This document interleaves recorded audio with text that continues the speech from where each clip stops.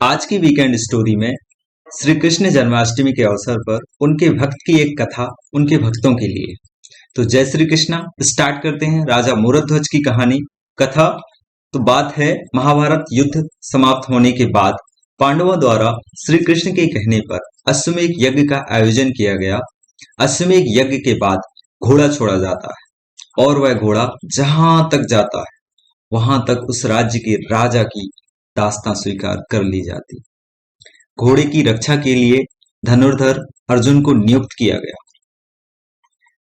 कोई भी राज्य का राजा उस अश्व को स्वीकार रोकने की कोशिश नहीं करता, क्योंकि अर्जुन ने पितामह भीष्म और महाबली कर्ण जैसे योद्धाओं को मृत्यु का ग्रास बनाया था।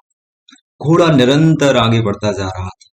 कई राज्यों को पार करने के बाद वह घोड़ा रतनपुर राज्य की सीमा तक जा पहुंचा।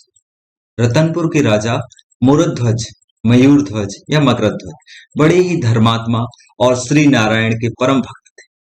राजा मूरध्वज का पुत्र धीरध्वज, ताम्रध्वज भी उसका नाम था, धीरध्वज ने अपने अल्प आयु में ही युद्ध कला में सर्व शिक्षा प्राप्त कर ली थी। वीर धीरध्वज ने अश्वमेध का वह घोड़ा रोक लिया और घोड़े के रक्षक अर्जुन की प्रतीक्षा करने लगा। सेना सहित धनुर्धर अर्जुन वहां पहुंचे और उस वीर बालक से कहा, हे बालक, तुमने जिस घोड़े को रोका है वह चक्रवर्ती सम्राट युधिष्ठिर के अश्वमेध यज्ञ का घोड़ा है, जिसकी सुरक्षा में मैं स्वयं खड़ा हूं। इस घोड़े को पकड़ने का साहस किसी भी राज्य के राजा ने नहीं किया। जिस राज्य में इस घोड़े ने अपने पैर रखे हैं, उस राज्य के राजा ने युधिष्ठिर की दास्तां स्वीकार कर ली। मैं तुम्हारी भूल समझकर तुम्हें क्षमा करता हूं, इसलिए तुम यह घोड़ा छोड़ दो। इस बात पर ताम्रध्वज ने अपनी वीरता का परिचय देते हुए कहा कि हे अर्जुन, सिर्फ आप ही कहोगे या मेरी भी सुनोगे? मैं रतनपुर का भावी सम्राट ताम्रध्वज हूँ। मेरे पिता मयूरध्वज और माता विद्याधरणी। मैं क्षत्रिय पुत्र हूँ और क्षत्रिय कभी किसी का दास नहीं होता। इस पर अर्जुन ने कहा कि नादान बालक, तुम जानते नहीं हो तुम क्या कर रहे हो। तुम्हारा यह बाल हठ युद्ध करवा सकता है और युद्ध का परिणाम तुम नहीं जानते हो। इसलिए तुम यह घोड़ा छोड़ दो और अपने पिता को सूचित करो ताकि वह तुम्हें समझा सकें। ताम्रध्वज ने अपनी वाक्पटुता से अर्जुन पर पलटवार किया और कहा, हे कुंती नंदन, अर्जुन क्षत्रिय पुत्र बाल्यकाल अवश्य अपने माता पिता की गोद में व्यतीत करता है, परंतु जवानी में क्षत्रिय पुत्र का क्षत्रित्व परिपक्व हो जाता है। यदि तुम्हें घोड़ा चाहिए तो तुम्हें मुझे अपने बाहुबल से प्राप्त करना। व्यर्थ में अपना समय न गवाएं, खराब न करें। अर्जुन ने ताम्रध्वज से कहा कि हे मूर्ख ताम्रध्वज, तुझसे युद्ध करके मैं अपयश का भागी नहीं बनना चाहता, इसलिए मैं अपने बाण से तुझे तेरी माता की गोद में सकुशल पहुंचा देता। और अर्जुन ने बाण चला, परंतु ताम्रध्वज कोई कायर बालक नहीं था, वह भी शस्त्र कलाओं में प्रवीण था। ताम्रध्वज ने न सिर्फ अर्जुन द्वारा चलाए गए बाण का उत्तर दिया, बल्कि ताम्रध्वज के तीर ने अर्जुन के सारथी को गिरा दिया। बालक ताम्रध्वज की वीरता को देख अर्जुन चकित रह गए।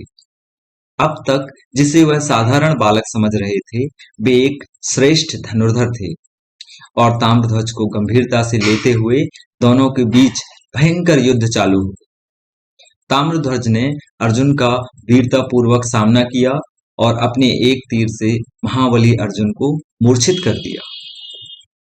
अर्जुन को वहीं छोड़ ताम्रध्वज घोड़ा लेकर अपने नगर गए, जहां उनका भव्य स्वागत किया गया। जब अर्जुन मूर्छित अवस्था से बाहर आए तो उनके समक्ष श्री कृष्ण बैठे थे। अर्जुन ने कृष्ण से कहा, हे भगवान, यह सब आपकी माया का ही चमत्कार है, अन्यथा वह बालक युद्ध में अर्जुन से नहीं जीत सकता था। इस पर श्री कृष्ण ने अर्जुन से कहा कि अर्जुन, तुम अभी भी भ्रम में हो। तुम यह सोचते हो कि संसार में तुमसे बड़ा योद्धा कोई नहीं, और तुमसे बड़ा मेरा भक्त भी कोई नहीं। अर्जुन ने श्री कृष्ण से कहा, क्या यह सत्य है माधव? श्री कृष्ण ने कहा कि तुम्हें अपने से बड़ा योद्धा मिल ही गया है, और अगर अब अपने से बड़ा दानी और भक्त भी देखना चाहते हो या इच्छा है तो बताओ। अर्जुन ने श्री कृष्ण से कहा कि मैं अवश्य ही उस भक्त के दर्शन करना चाहूंगा जो मुझसे भी बड़ा आपका भक्त। तब भगवान श्री कृष्ण और अर्जुन ब्राह्मण का वेश धारण कर तथा यमराज एक सिंह के वेश में रतनपुर राज्य की ओर प्रस्थान किया, जहां राजा मयूरध्वज का राज दरबार लगा था।